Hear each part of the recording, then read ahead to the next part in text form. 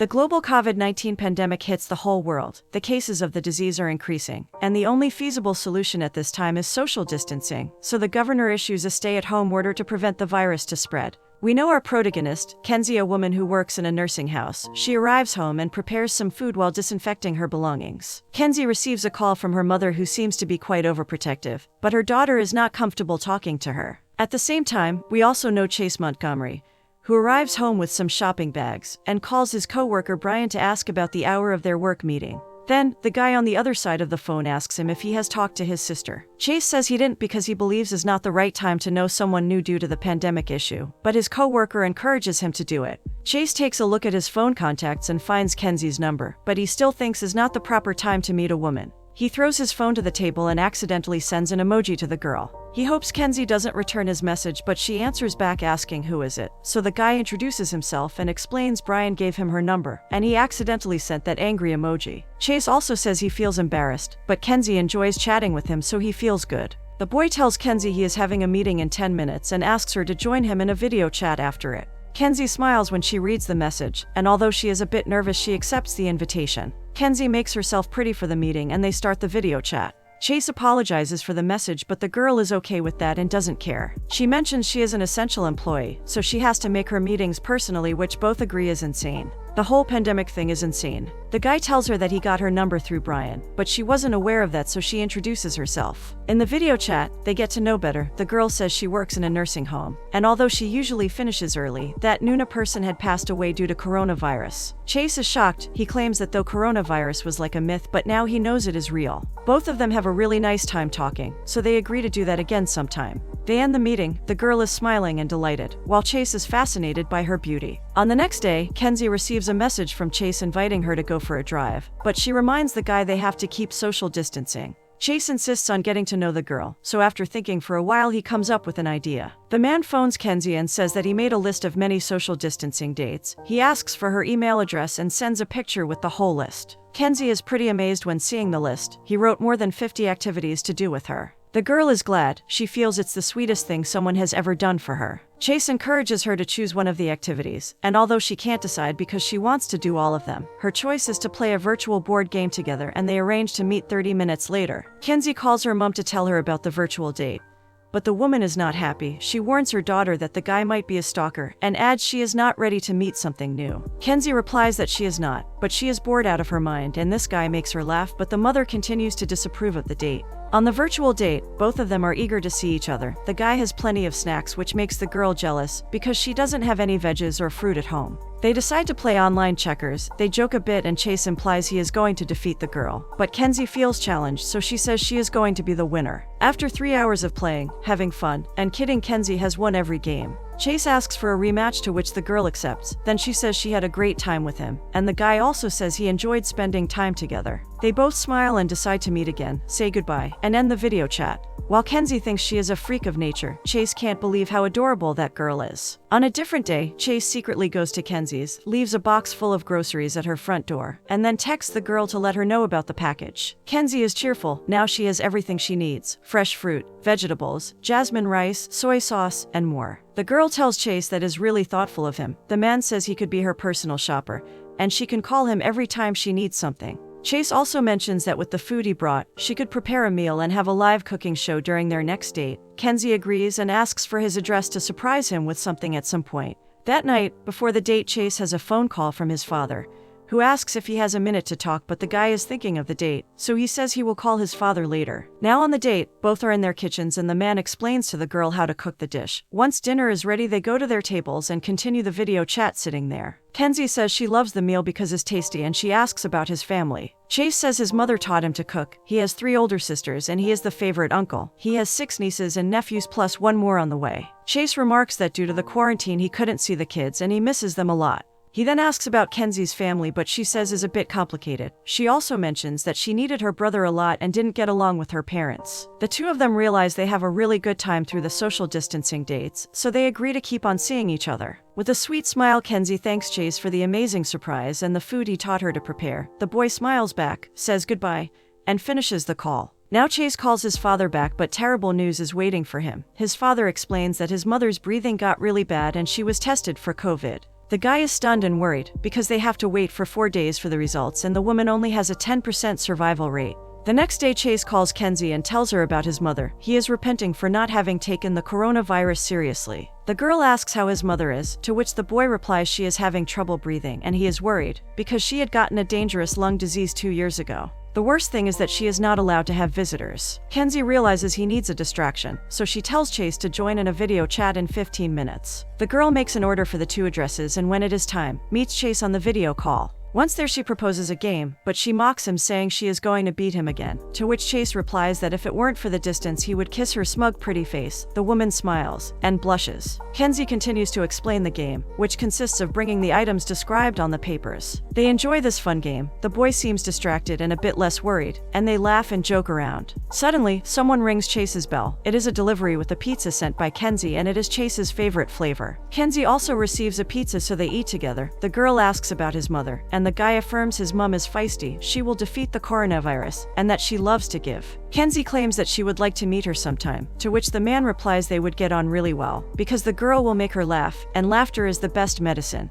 Chase then gets a message from his dad saying that his mother's breathing has stabilized, so Kenzie tells him to go and phone her. The guy is thankful because the woman made him laugh and he did need it. When they finish the video call, Kenzie heads to her closet, and there she finds a picture of her and a man dressed as bride and groom. On the following day, Kenzie is cleaning her balcony when her mother phones her. The woman asks her daughter if she needs some groceries, but Kenzie explains that her friend Chase brought some foodstuff for her. However, the mom can't believe she has a male friend and asks if she remembers Tanner. At that moment, we know that Tanner is the man from the picture. Kenzie states she does remember him because he was in her life for 3 years, but the girl is not comfortable with this talking because her mother brings back old memories about Tanner. Kenzie tells her that she needs to move on. She doesn't even cry anymore, but at that moment her mother reminds her daughter that if she hadn't caused that crash they wouldn't be talking about that. With a paused and sad voice, Kenzie says that she knows she is such a failure in many areas of her life, but she does not need to be reminded. Then she hangs up. We assume that Tanner was really important for both, and Kenzie is still sad about this event, so she lies in bed and whines. Chase is at home doing gardening work. He texts Kenzie because he knows nothing about her since the day before. Suddenly, his phone rings. He answers thinking that is the girl, but he receives a call from the hospital instead.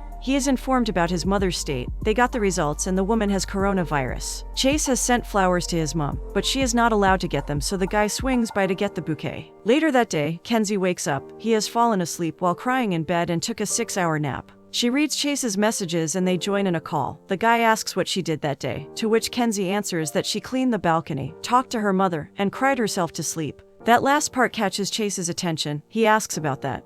But the girl is reluctant to share random secrets of her past life. She can't believe they are at that point in the relationship. Although Kenzie doesn't know if she is ready to share that, Chase makes her feel confident with him, so she tells him that is about something that happened 2 years ago. The guy says he wishes he had been there, and Kenzie claims she also wishes the same. But at that moment the boy tells Kenzie to check her front door. She heads and there she finds a bunch of beautiful flowers for her. She is cheerful. Chase then tells that the flowers were actually for his mother. Kenzie asks how she is and the guy claims that she has the virus, but according to his father, his mother is getting better. After talking for a while, Kenzie states that she is feeling better, so Chase insists on asking about what happened 2 years ago. The girl agrees. She tells that she was married to Tanner in the past, and her mother loved him because he was the perfect son-in-law. They were together for 3 years, but one day Kenzie was driving when they had a car accident due to a drunk driver, and Tanner couldn't survive. The girl feels it was her fault, but Chase explains she can't blame herself for that. It was an accident. However, Kenzie's mother blames her for that event every day and is a bit upset that they are seeing each other. The girl explains that her mother ruined every relationship Kenzie had, so she thinks that she doesn't want her daughter to move on.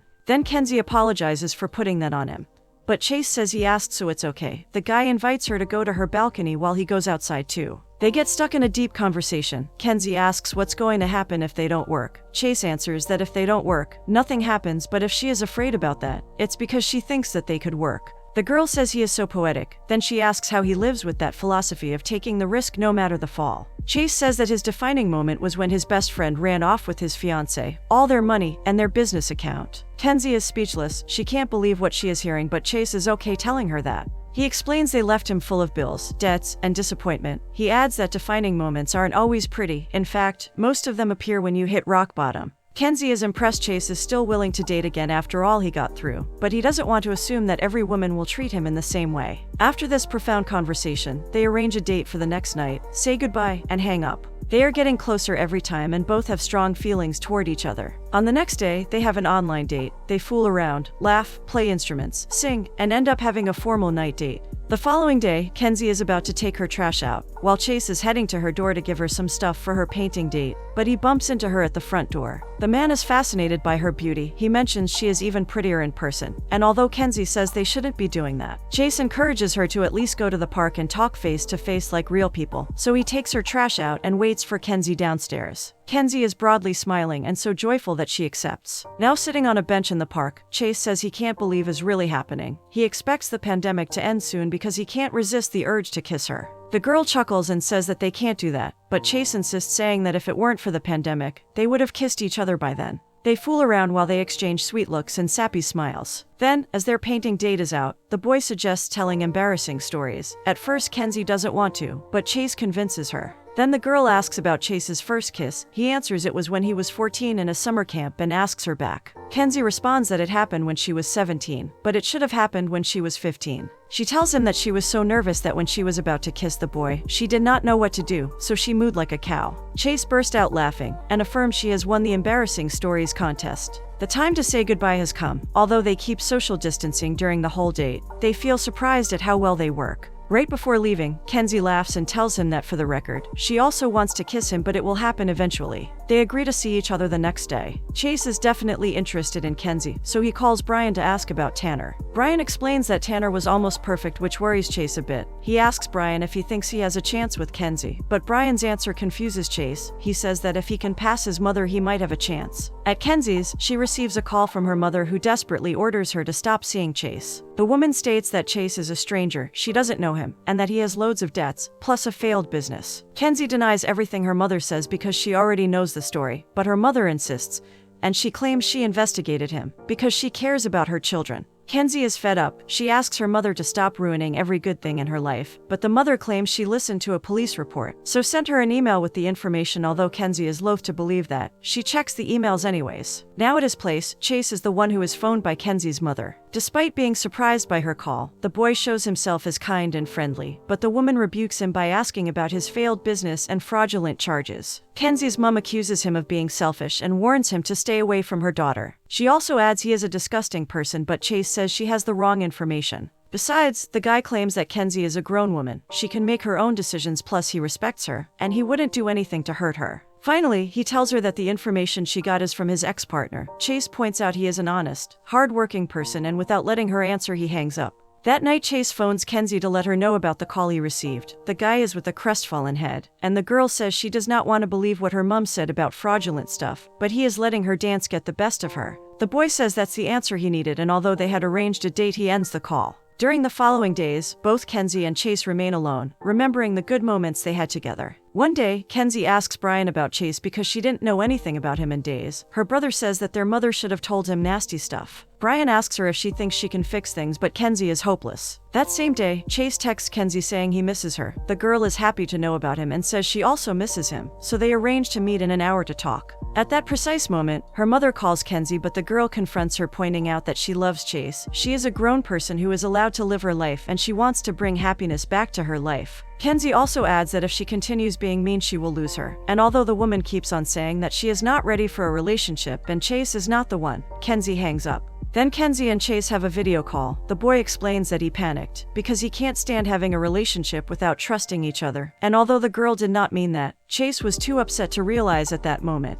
Kenzie tells him that really hurt, so the boy says he is sorry, and the girl apologizes too for her mother's attitude toward him. Chase asks how she is, so Kenzie tells him about the conversation she's just had with her mother. She explains that she set boundaries and she is an adult who wants to live her own life. Chase congratulates her for that and then asks her for forgiveness, to which Kenzie answers that she loves him. Chase can't believe what he has just heard, so his reaction is coming over to Kenzie's. Right after that, the girl gets a text message from her mother apologizing for her acts and sending her best wishes to her daughter. Then, someone's knocking on the door. It's Chase wearing a mask. He asks if she has a fever or if she has had any COVID symptoms during the last days. While laughing, the girl denies having symptoms, so Chase takes off the mask, heads to Kenzie, and he kisses her desperately. All the time they have waited was worth it. They share a passionate kiss full of love and happiness. They look into each other's eyes while smiling. Then the girl invites him over to have dinner that night. Chase says he knows a Chinese restaurant that brings food home, so they have a romantic dinner on the balcony. Finally, they can meet and express the immense love they feel, and after a passionate kiss, they make a toast.